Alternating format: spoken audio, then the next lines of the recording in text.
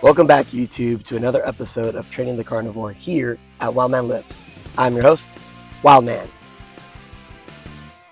Now on today's episode, Frank is back in the gym, but this time we're showing you a different movement that you can do when you're doing Conjugate. So let's pop into today's episode and let's see what we're doing today. Now for today's workout, we're doing the same format that we did last time, but this time we're doing an upper body max effort day. And unlike last time, I'm going to show you the weight that Frank actually works up to.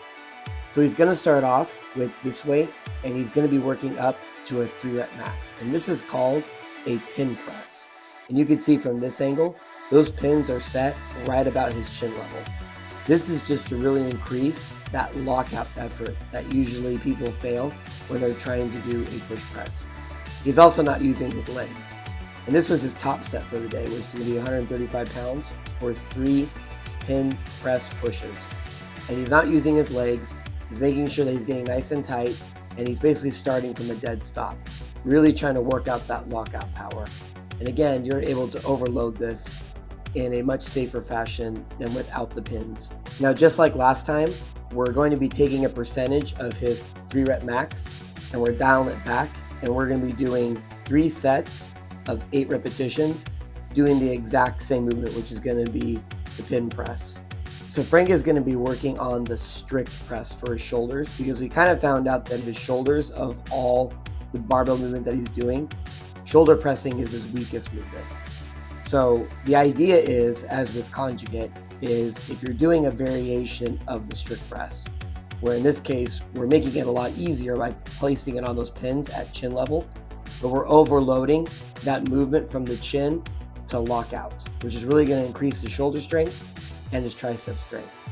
And we can overload this, we can work up to a 3-rep max, we can do the volume portion, and then the idea is, as we do different variation lifts of the strict press, he will be able to carry that over into the strict press in doing his 1-rep max, and it will carry over very nicely. And that's just the idea of Conjugate method, is to do different variations under this kind of format, under this kind of tenacity, and it will carry over into your lifts without ever having to draw back and do a deload.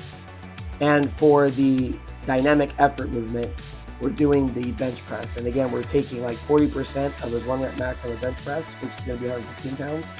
And he's going to be doing it for 3 sets of 10 repetitions. But I did have him do a giant set format to throw in the accessory movement. So here he's doing a bench flutter kick.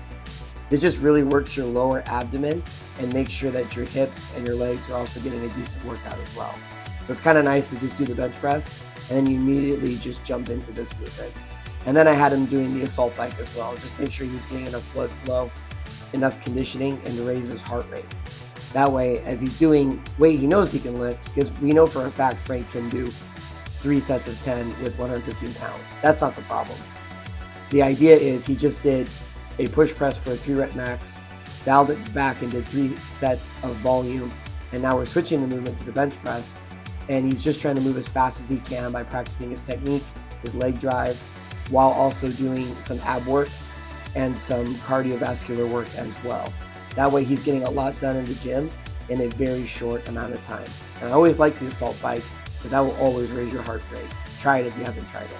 And by doing the dynamic effort on the same day as his max effort and just upping the reps and lowering the sets, I really feel like that's where I kind of changed the game a little bit and made it so that Conjugate worked in a much more efficient way than as originally designed. But who knows? You guys have seen all these workouts so far, and you know enough now to make your own decision. So if you ever want to train in the Conjugate style that the WILDMAN has created, here's a prime example. So there you have it. That was today's workout. Good job, Frank. Now, we're actually closing Wave 1. So I didn't film the entirety of Wave 1. I just wanted to give you 2 examples of the structure of Conjugate that we're doing for Wave 1. Now as we move on to Wave 2, he's going to move from a 3-rep max into a 1-rep max with a different variation of each barbell movement. So we're going to go ahead and start with those, and I'm going to give you 2 examples of the ones that we missed, which would be the back squat and the bench press. So stay tuned for those 2 next episodes. Really appreciate everybody stopping by, and I'll see you next time. Thank you.